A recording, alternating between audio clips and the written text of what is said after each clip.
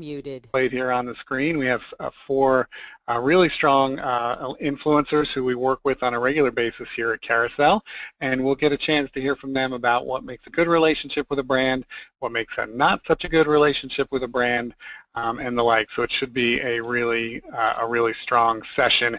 We have planned to leave plenty of time for your questions, so I'll get to that actually as we go into here with some housekeeping. So there is plenty of time for questions. You can do it one of two ways.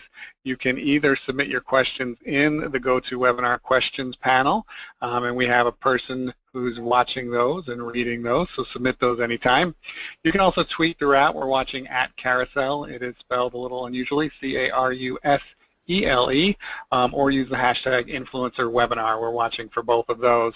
And whether you are, well, if you're not listening right now, you'll listen on the recording. We are recording this, so if that impacts how you take notes or if you take notes, feel free. And just a reminder, everyone will get a copy of our white paper in the next few days, How Influencer Marketing Touches Each Step of the Customer Journey in a few days. So those are the announcements or the sort of housekeeping to get that out of the way. And so I want to turn quickly to the meat of today's session, which is, of course, our four influencers. So starting from the top left, first we have Katie Manwaring. She's of Katie's Bliss. Say hi, Katie. Hi, everyone. I feel like a game show host when I do that, and that kind of makes me feel cool in a Drew Carey kind of way. And then Amy Loochtan, Coffee Beans and Bobby Pins. Hello. Taylor Walker is in the lower left-hand corner of Taylor Walker Fit.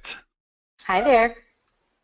And finally, Jenna Stocks. Jenna Stocks is one half of Whimsy Wonderland. Her partner is Cortney Moore, who is traveling today.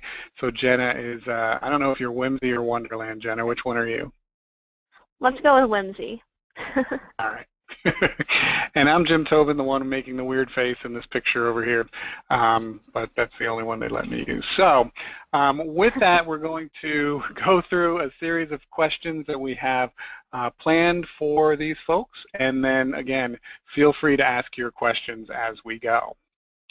So first, I want to start at the beginning, like how and or why, you can choose either or both of those, did you become an influencer? And I'll start in the order of your pictures here. Taylor, that's you in the upper left-hand corner, as you're probably aware, although maybe the attendees are not.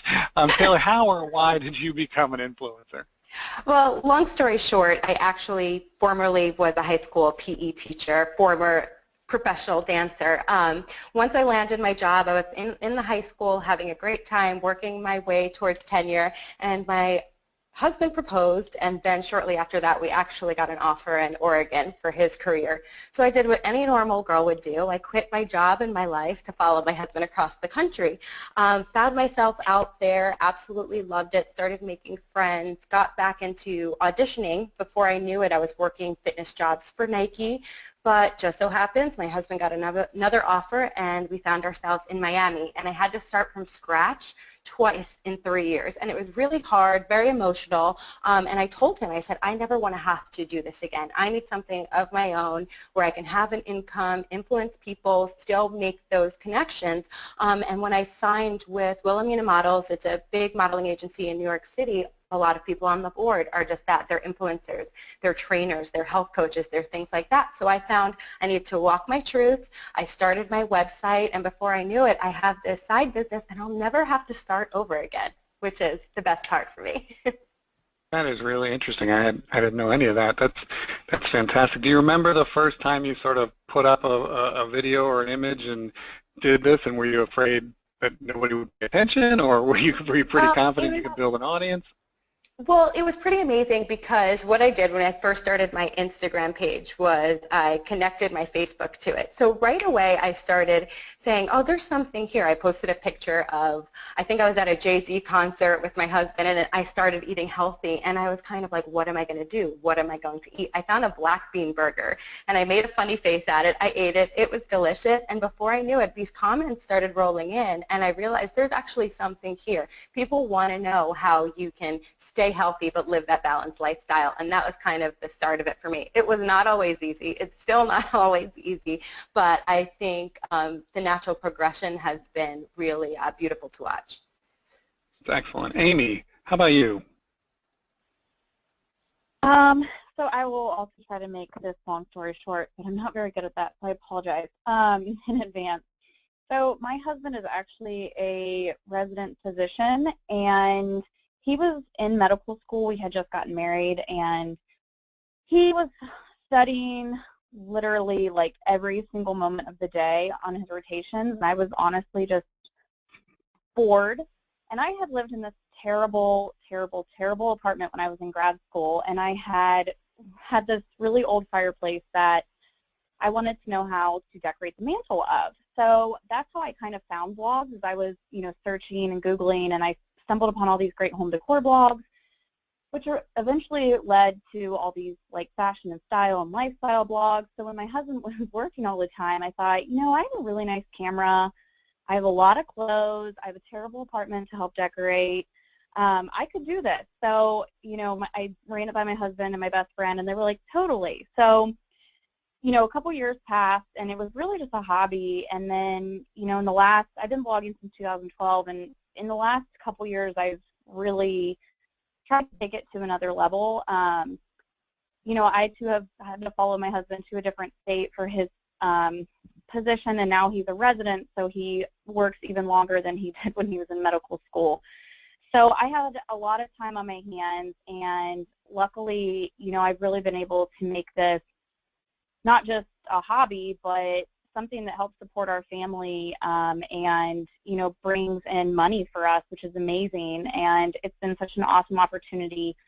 I do actually work full-time and blog full-time, so it gets a little hectic. So basically my husband and I are quality time together is usually sitting at our dining room table in the evenings while he studies and I blog, but I would not trade it for the world. It's amazing. It's been such an awesome opportunity, and hopefully I can make this full time one day. I just need to be a little bit more brave. And Jenna, you do this, and you have a partner too. So how did you guys get into? Did you start with Cortney, or did you start on your own and then sort of team up? How did that work? So we are both, Cortney's from Tennessee, I'm from Oklahoma. We're both relatively new to Los Angeles, and we met at our job at the time, which was bridal styling. And we clicked right away, became best friends, and then we just kind of, casually talked about our love for blogs, and like, that'd be really cool to do it, yeah, but like never really delved into it. And then a few months later, we were like, what if we did it together? We're like, oh my gosh, that's awesome, because it's half the work, then we're best friends, that'd be awesome. So we started our blog not really expecting anything to come of it. It was stuff that we were doing anyway, just kind of exploring LA, going to cute little brunch spots, taking pictures with colored walls. And then we started our Instagram, and that's what really kind of picked everything up for us. And it's been super fun, and we're both pretty close to making it full-time, which is awesome. And I guess the real reason we did it was to be our own bosses and make our own schedules, because I did move out here to be a professional dancer, and I haven't been able to do that because of my schedule. And so if I'm my own boss, I can still audition, I can still do the blog full-time, and having Cortney is actually awesome because right now she's away in Tennessee, and so I'm able to take over and do most of the blog work. And then next week I'm going home and she gets to take over. So it's really nice to have that partner who can pick up the slack when we both have crazy family stuff going on. Absolutely. Sounds like it. So Katie, how about you? What's your story? Hi. So I can't believe I'm going on almost 6 years now. I feel really old saying this, but I actually started my blog when I was in college, my junior year. I went to school in rural North Carolina, and there wasn't a lot on campus. There weren't a lot of activities that were fashion or beauty related, and my blog sort of turned into my creative outlet. It was just something I did on the side to occupy my free time. After I graduated, I actually moved to New York City, which is where I live now, to work in the PR world. And up until about 10 months ago, I was working full-time as a publicist and also blogging. But what was really great is my blog and my career kind of went hand in hand. I feel like being a blogger made me a better publicist, and then being a publicist really helped me take my blog to the next level. I didn't imagine being able to blog full-time as soon as I was able to. I envisioned working for a few more years, but my website turned into my primary source of income, and it was kind of a no-brainer when I had a transition at work that wasn't going in a direction where, I wanted my career to go. So I made the move last April. And on my site, I cover a mix of things: style, beauty. I talk a lot about my life in New York, and then I'm also pretty passionate about giving advice, whether it's relating to careers or relationships or the sort. Okay. It's interesting. A lot of you talked about, being in control of your career and lifestyle. Seem to be a common thread there. So let's stay with you, Katie, and tell me some of the best part, and this is, as you no doubt know, one of your pieces I believe you did for us at Haagen-Dazs. What's the best part? Huh? I said that was a fun partnership. Yeah, that campaign went really well, and I mean, who doesn't want to have some ice cream right now? So what's the best part of being an influencer, working with brands, all that sort of stuff? Well, it's great to have the credibility of, working with, a big brand like Haagen-Dazs or Walgreens. It's, once I've worked with one major brand, it's really helped open up doors for me to work with others. And as I mentioned, I blog full-time now, so it is my primary source of income, and it's nice to have the security of working directly with a brand because you know that you're getting, a flat fee for your hard work, whereas opposed to non-sponsored content, a lot of times you're relying just on, your affiliate links and commission or advertising, but when you work directly with a brand, it's guaranteed income, which is great. And it's also just kind of good to have in your media kit and on your resume and be able to say, hey, I worked with this brand because it can open up a lot of doors. Interesting. I didn't even think we could do a whole other webinar on other ways for influencers to make money besides directly from a brand. That's interesting stuff. How about you, Jenna? This is your piece over here for Hallmark, I believe. Yes, and to kind of echo her about working with such an established brand, it's nice to have on your media kit, and it's also like something that you like, because Hallmark, you grow up giving Hallmark cards, and then when you're able to work with them, it's just so cool to be able to share that with your audience in a really genuine way because it's something that everyone uses. And so to work with a brand that we connect with is such a cool thing to be able to do. Okay. And Amy, what would you add to that? We're going to get to the problems working with brands, which is probably the meat of this session next. But what would you add in the positive side, Amy? I mean, I definitely agree with what the other girls are saying, and I also think that, when I'm approached by a brand, it's just like what Katie said. We have, as influencers, we have other ways of making money, but, obviously sponsored content is so important to us, and it's so important that we do it well so that, brands and businesses continue to come back to us. And I think the best part for me working with brands is I'm constantly brainstorming the best way to put that brand in front of my audience. So I think that we tend to think more outside of the box on campaigns that are paid with brands that we trust and love, because we really just want to do a great job, and we also want it to be organic. We don't want it to be like, oh, hey, go buy this Hallmark card.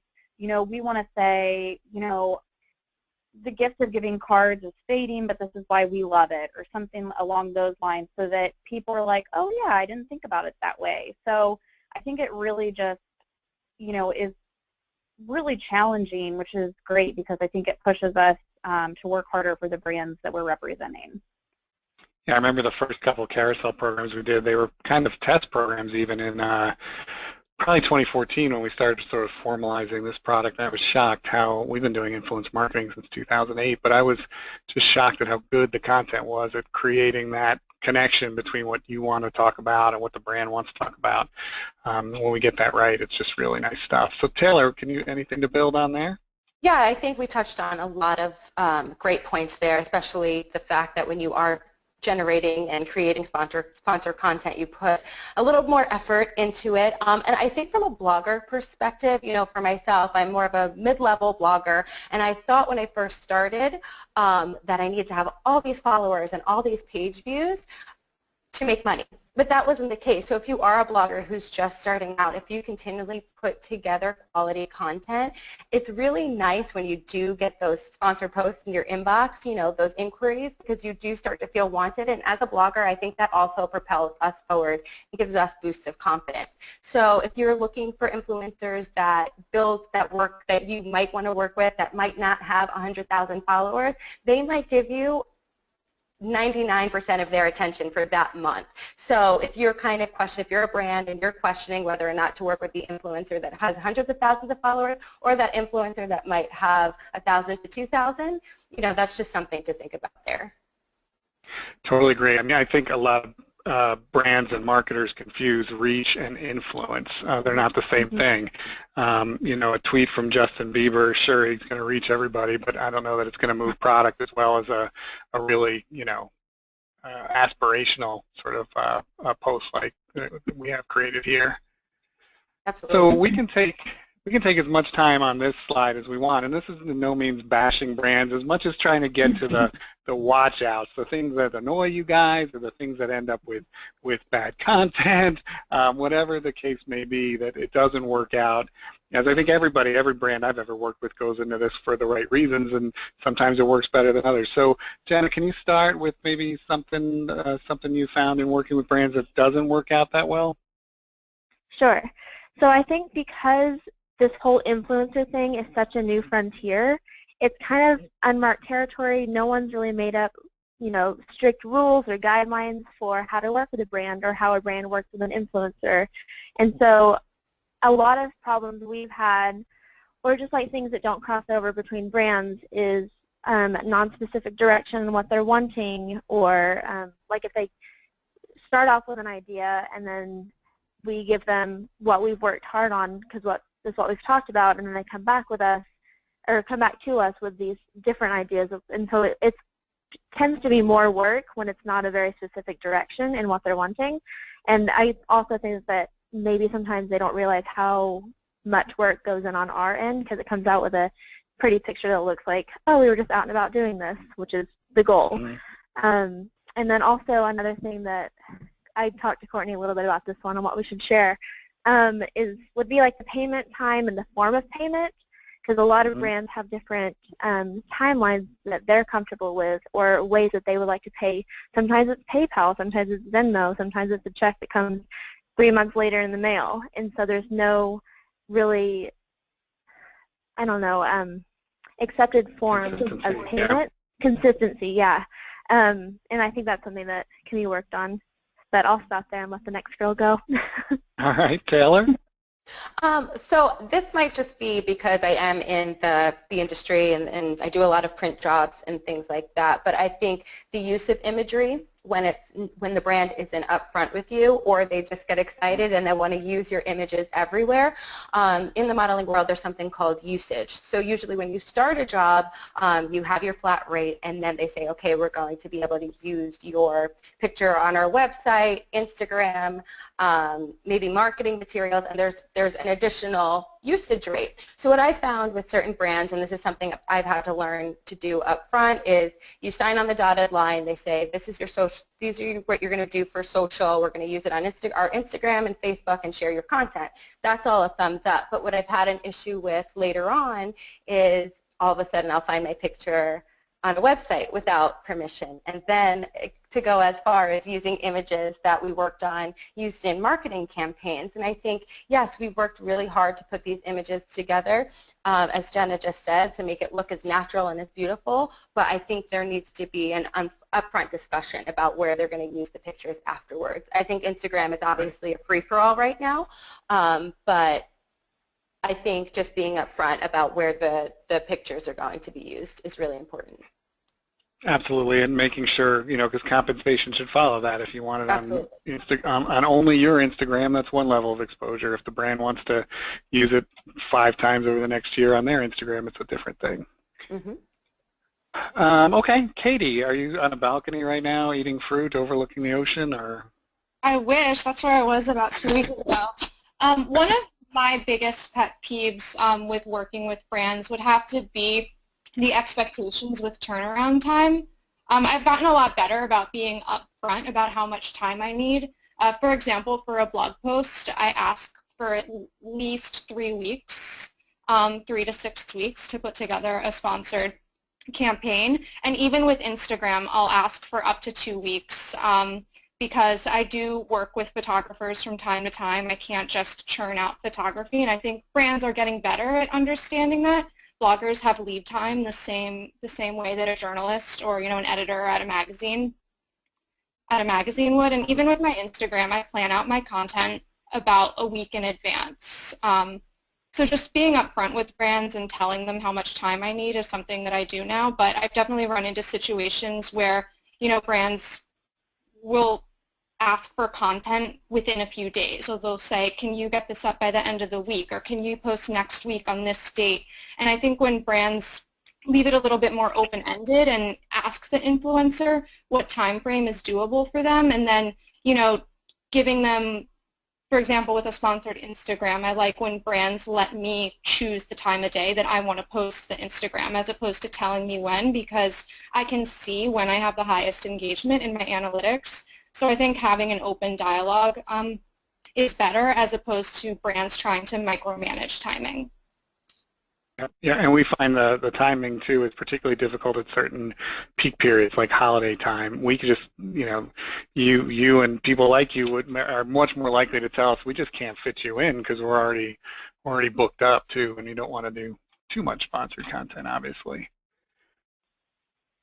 Amy, you got a Mardi Gras mask on, which seems well in your hand there, which seems appropriate today. Yes, very much so.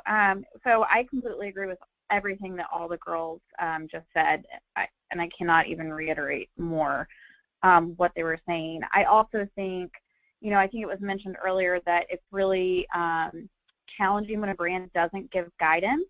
But on the flip side of that, I also think it is really unfortunate when a brand is like, this is exactly what I want, X, Y, Z, because we know just like Katie said, that we know like our engagement rates the best. We also know our audience the best. So, for me, actually earlier this week, I was approached about doing an Instagram video, and that's not really something that I do. So, I was very honest, and I think that it's really unfortunate when a brand is like, oh, okay, well, that's exactly what we're looking for, so we don't want to work with you, because usually the influencers will be like, well, I don't really do this, but I can do X, Y, Z. And I think, brands sometimes just want a certain thing, and it's not going to be organic with our readers. And I think that, like I said, we know our readers the best. So we just we don't want no specifics, but we don't want exactly what we need to do. We want to be able to be creative, just like I said in the last question before. And then another thing that I think is really unfortunate is that sometimes I think that, as influencers, we have, I don't know, say we have, 10 or 20 or 30 or 40,000 Instagram followers. I think that brands have this preconceived notion that, once we tag them in Instagram, they're going to have that many followers too. And I think it's important for brands to remember that we are giving them the exposure, but that doesn't necessarily mean that all in a rush, all of these followers are going to come over to their sites and they're going to follow and buy. As content creators and influencers, what we're doing is we're building these pictures and these stories that are going to live on the internet, and so while somebody might not hop over and follow them right away, they might remember it in the background. So while a brand might not see immediate response to their brand, that doesn't mean that in 3 weeks somebody's not going to come and buy something from their product. And I think brands can get a little discouraged when influencers post about it and it's not the immediate results they see, but I just always tell brands, this is a long-term exposure. This isn't just, today. And I think that that is really frustrating sometimes because, we're doing our best to create quality content that's going to live on Pinterest and Instagram and Facebook and our blogs, and it's going to stay there, and people will remember it. Excellent. I just want to remind everyone, if you have any questions, you can submit them through the questions panel on the GoToMeeting, or you can also hit us on Twitter at Carusele or Influencer Webinar. I'm going to skip around, but before I do, is there anything any of the four of you want to build on? As this is kind of the heart of what we're talking about here. Any other issues that you thought of while someone else was talking? Hearing none. All right, I am going to skip around a little bit. I do have one. Go ahead. Just, I guess, a hard thing. It's always hard in any aspect of life, I think, to talk about finances and money. So I think a brand should definitely have a budget in mind. And when an influencer, they ask for a pitch, you know, how much would a video, photos, a full blog post, and social shares cost? There's always room for negotiation. So I think respecting the fact that, like Katie said, you know, we go out there and we create this content, and it takes time to edit the pictures, to maybe edit the videos, to put together this work that's a labor of love. So I think as a brand, understanding the amount that goes into a specific blog post or even an Instagram post, but then don't cut an influencer off if they come to you with a number that might not work for your budget. I think keeping the dialogue open with finances, you know, for a lot of us, this is becoming our full-time job, so it's a way that we live, and it's a labor of love. So I think just keeping that open financial discussion should be a symbiotic relationship. Excellent. Thank you, Taylor. Anything anyone else want to build on? Anything, other thoughts that came to mind? Okay. So I'm gonna ask a specific question, and I'll just ask anyone who wants to answer, sort of temperature check. How do you feel about brand exclusivity? So do you typically promote competing products, or are you naturally more exclusive? So here we see Dove and we see Method, and if their competitors came to you and asked you to post 3 days later, how would you handle that? Usually when I work with larger brands, like this is Katie speaking, for that Dove sponsored campaign that I posted about last week, they did require exclusivity in the contract. I believe it was I can't work with another drugstore body care brand for 3 weeks before or 3 weeks after.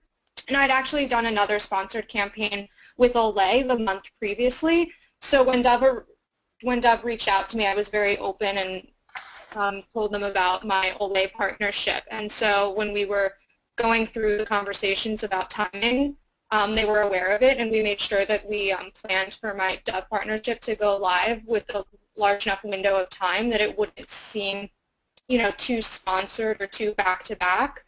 But I feel like most brands that look for exclusivity, they're very upfront about it right away. And as long as they reach out far enough in advance, I feel like I've been able to plan accordingly, so I don't run into any problems.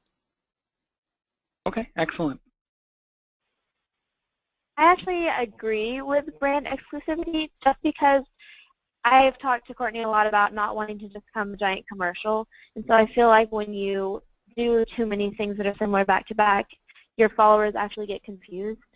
And so they're like, well, do you like this product, or do you recommend this product? And so I kind of like that there is that sense of exclusivity. Even if it's not in a contract, we usually do try and space it out regardless, just to make sure that it seems natural and genuine on our side.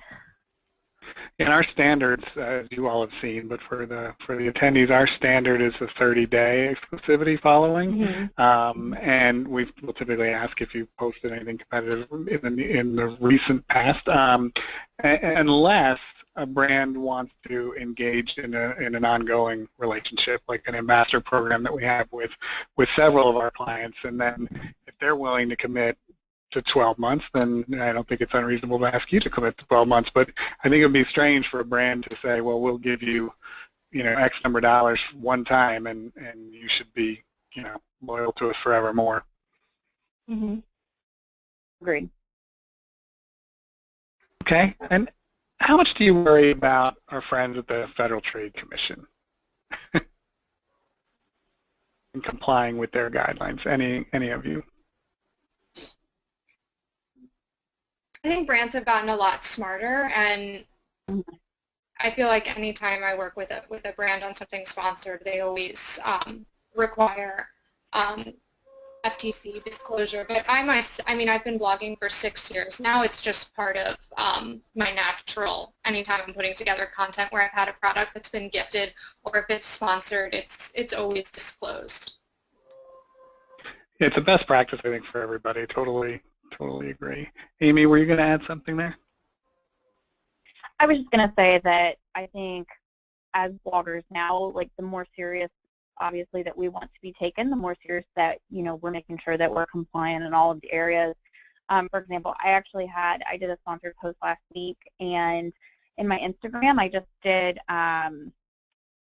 like the hashtag SPON, S-P-O-N, which for a lot of brands is fine. And this morning they asked me to correct it just and spell out sponsored or do hashtag ad, and you know, that is completely fine. I mean, I was able to make an update for them within, you know, minutes of getting that email. So I think that we all take it really seriously, and obviously, you know, we're not trying to slide anything under the rug for our followers. I mean, it's only right, you know, that we are compliant in those areas, just as any business owner would be.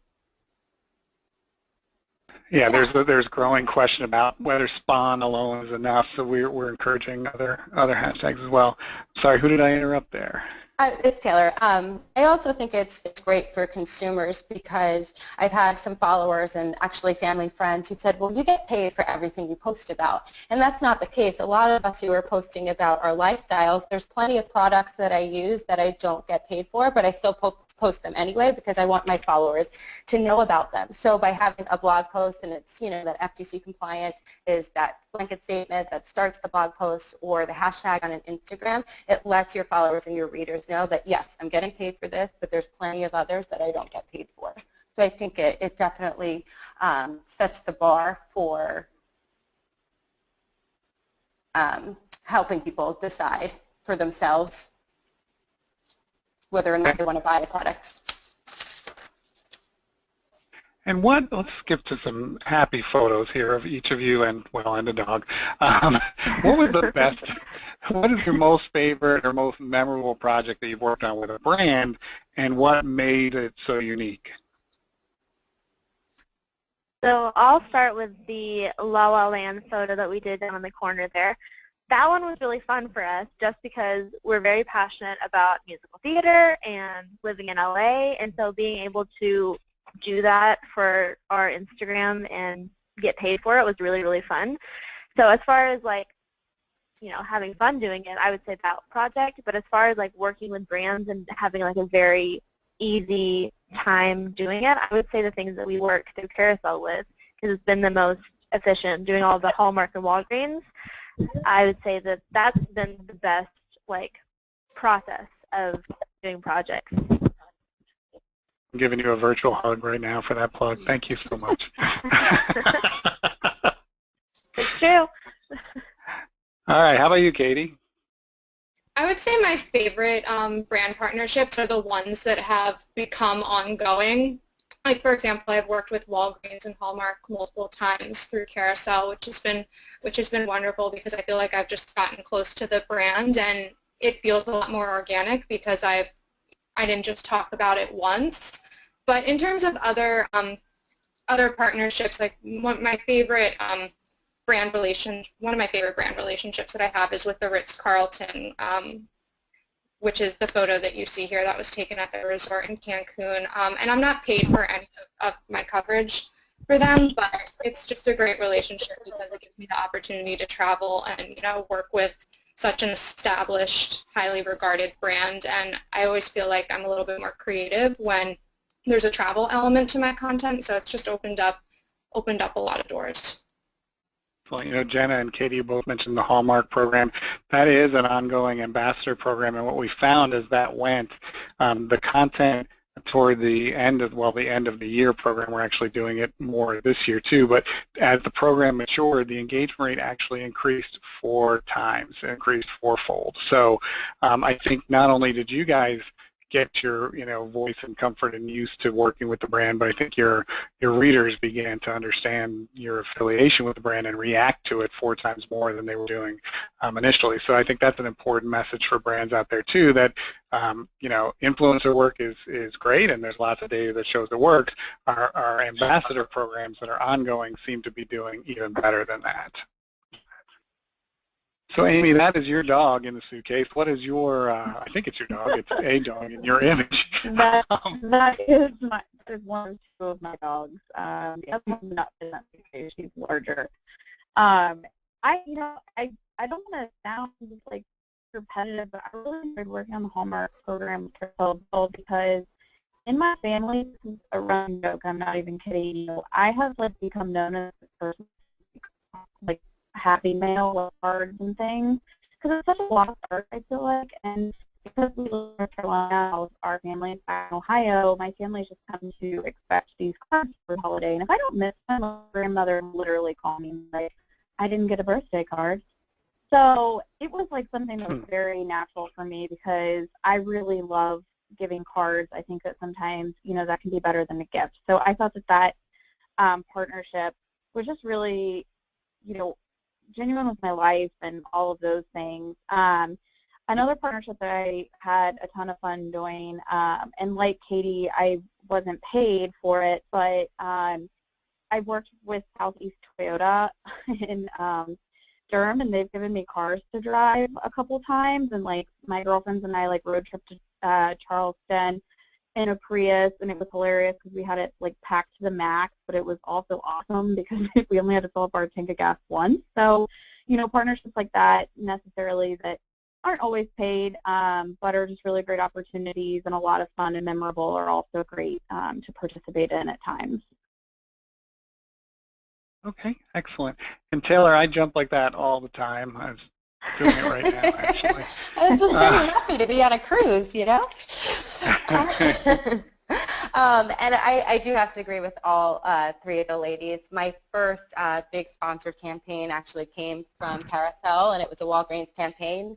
And as a health and wellness influencer, a lot of the times the products go hand in hand with what my readers are looking for. And that, since I live in Miami, it was a Hawaiian Tropic campaign. So it was really kind of the start to making this Taylor Walker Fit a business.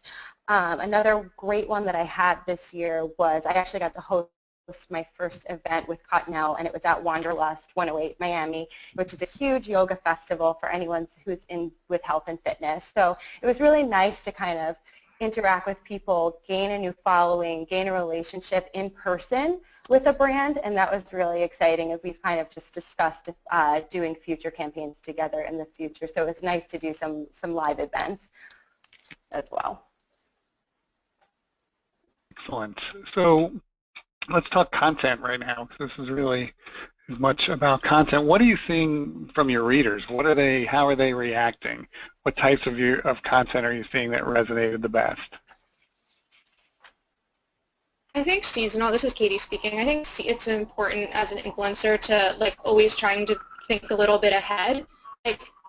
For example, in New York, it's still pretty cold. I'm still wearing my winter clothing, but I made a point to plan, my trip to Mexico in February because it gave me an opportunity to shoot a lot of, spring content because that's what people are shopping for right now. And now that I'm back home and I'm shooting in New York again, I've noticed that my engagement rate on some of the style Instagrams that I'm posting now is not a lot lower, but it's not as highly engaged as the content that I was posting from Mexico. So that's just something I always try and keep in mind, is thinking a little bit ahead and also thinking about what people are shopping for.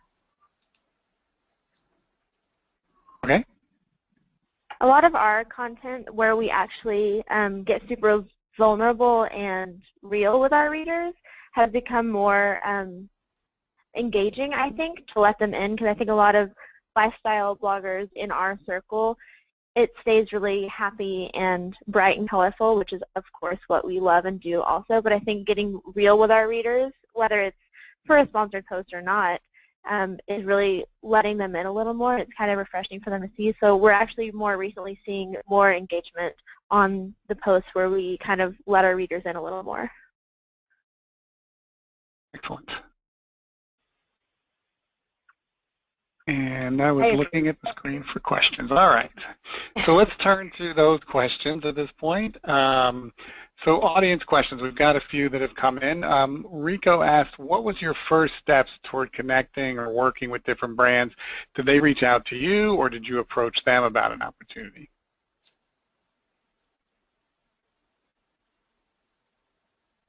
This is Katie speaking. I guess I'll start. Well, since I've been blogging for 6 years now, starting out, this is when I was still in college and just starting my career in PR. I kind of sat around and just hoped that brands would reach out to me, and it didn't happen as quickly as I would have liked, so I actually started doing a lot of my own pitching. I started small. I didn't go for the big brands right away just because at the time my following was a lot smaller and my reach was a lot smaller, but I was growing, so I started with brands that seemed more attainable and who had maybe smaller social media followings themselves, and I kind of worked my way up. And over time, opportunities started coming into me more and more.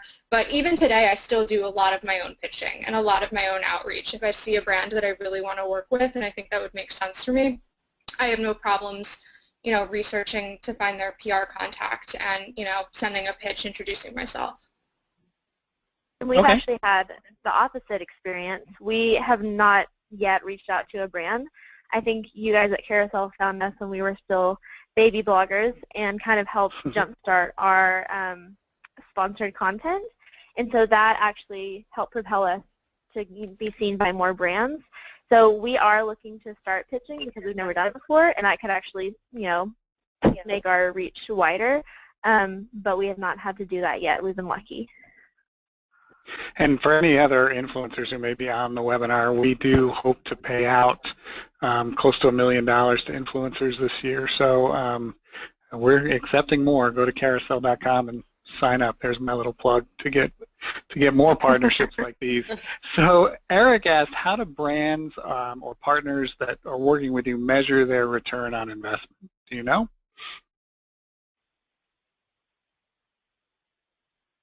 Well, this is Katie speaking. For me, a lot of times brands will, it depends on what their goal is. With some brands, they're more concerned about sales. So they'll ask me if I can share how many sales or how many clicks I got from my affiliate link where I was linking their product and how many sales resulted from that link. Other brands will ask for page views and a snapshot of my Google Analytics.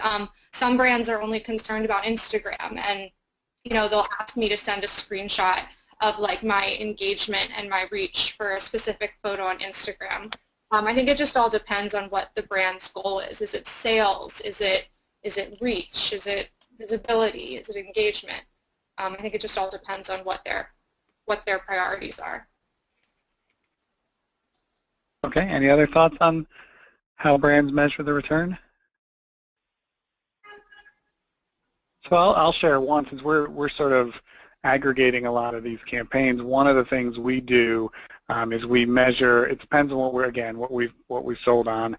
Are we selling on reach? Are we selling on engagement? Are we selling on clicks to the website? We've done all of those, but so we're sort of aggregating those. One thing that we do in addition to just the numbers is to measure the media equivalency, and so in that it's how much would it have cost if you bought targeted banner ads and got this many impressions with it. Would you have spent less? Would you have spent more? How much more? How much less? So, and that's not a direct ROI metric in terms of, did we move product? It's more of a relative to the other things we could have spent our investment on, how did we do? We also, when we can, brands provide us with their sales data, and we overlay it with the appearance of our content and the impressions generated, and often find very, very strong correlations between sales lift and the appearance of our content, even as we measure it daily sales, depending on what kind of product we're moving here. So, but there does seem to be a correlation there. So those are some of the ways we look at it. And Azad wants to know, do you prefer one-time activations with brands or long-term relationships with the same brand? This is Taylor, I love long-term, activations. I think it's been really great getting to know you guys at Carusele and working with Walgreens over and over again. And I think Katie touched on this before, is that you're audience starts to recognize the relationship, and it just becomes more and more organic as you go through. So it is really nice to develop those relationships, because when you have a Walgreens post pop up on a site like ours, people are already, it's brand recognition for them already. So, and it's great that you can make connections to your own life through those brands. And of course, the one-time campaigns are also wonderful too. I agree with Taylor. We love our long-term relationships, and we don't accept every single offer that we get, and if we do accept them, we believe in them. And so to be able to have a relationship with a brand that you relate with and believe in, and for that to be ongoing is awesome. And it's guaranteed work for an extended period of time, which is also awesome. Great. Okay. So I heard analytics. I think one of the best parts that maybe some brands are hearing from you all today is while your content may have whimsy, for example, to choose one of your titles, that you guys are serious about running your own business, building your own brand, analyzing your performance. So what analytics tools, this is another question from Rico, what analytics tools do you utilize for your own personal social media outlets so you can maximize your brand and maximize your success? Right now I'm using Google Analytics. That's just kind of been built into the blog from day one. And then I just changed my Instagram profile over to a business account, and that's been really great on helping with figuring out what times you're going to get the most engagement, what days of week, and again, that time of day. So those two things have really helped for myself. This is Katie speaking. Yeah, sorry. Go ahead. Go ahead, Katie. Oh, okay. So I use Google Analytics as well for my website, and then Instagram Analytics, since I have my profile as a business account now. Another tool that I've recently been using that's really helpful for Pinterest is called Tailwind. It requires a fee to sign up, but basically you can schedule all of your pins through it, and it does the same things as what Instagram Analytics does. It tells you your best time of day for when a pin is going to get the most engagement and has the best time of day to be repinned. Since I do get a lot of my traffic from Pinterest, it's been that tool I've found has been really helpful. Okay, Amy, you were going to add something? I was just going to actually mention Tailwind as well, and Board Booster is another similar Pinterest scheduling tool that I know a lot of bloggers use, and I actually don't have a business profile on Instagram. I just chose not to. Some bloggers make theirs business profile and some don't. I don't think either way is right or wrong. So I use like Statagram as my Instagram analytics. Okay. I also use Google Analytics, and I have a WordPress plugin that also does analytics. And sometimes it's interesting just to compare the two. Okay, and Melissa wants to know, as we're getting toward the end here, Melissa wants to know, do you ever turn down partnership opportunities because you don't believe in or use the products or that brand?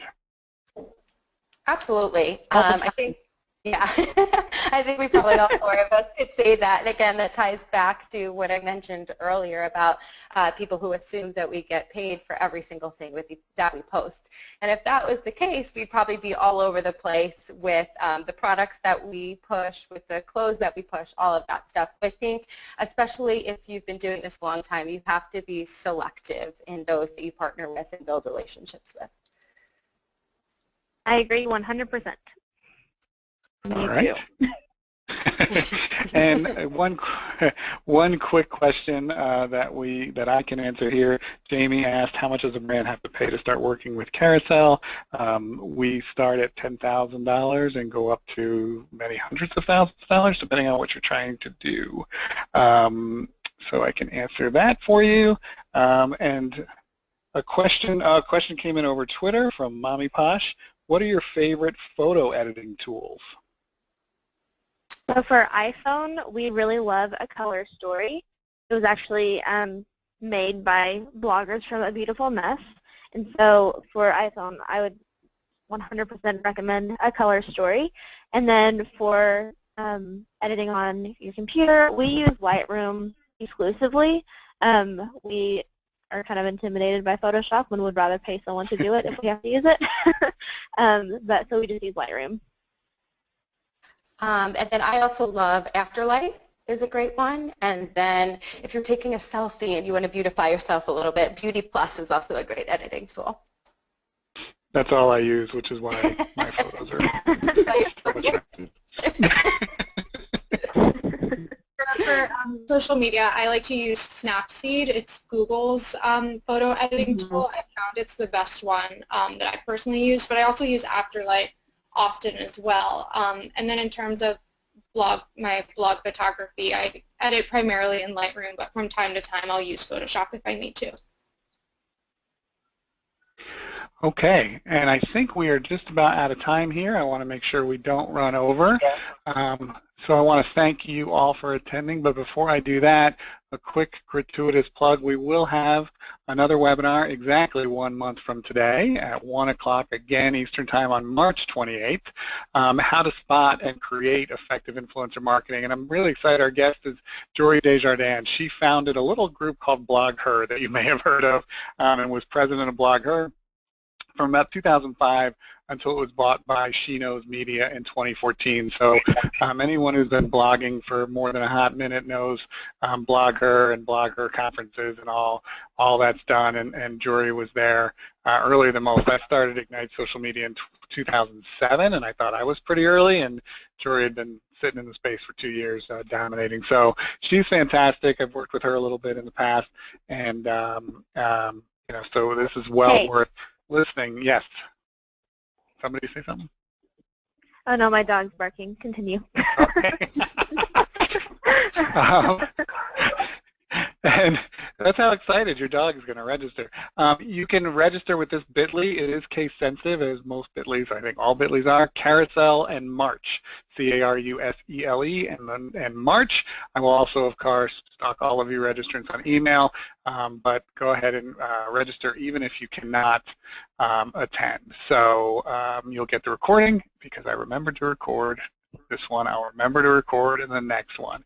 So with that, Jenna and Katie and Taylor and Amy, I wanted to thank you so much for spending your time with us and teaching brands today what you love and what you don't love and how to start a good partnership with you. Appreciate it very much. Yeah, Thank you. All right, and that will conclude our webinar. As soon as I figure out what button I need to hit to stop the webinar, it will stop. That stops showing my screen, but you can probably still hear me talking. Anyway, thank you all very much. Thank you. Thank you.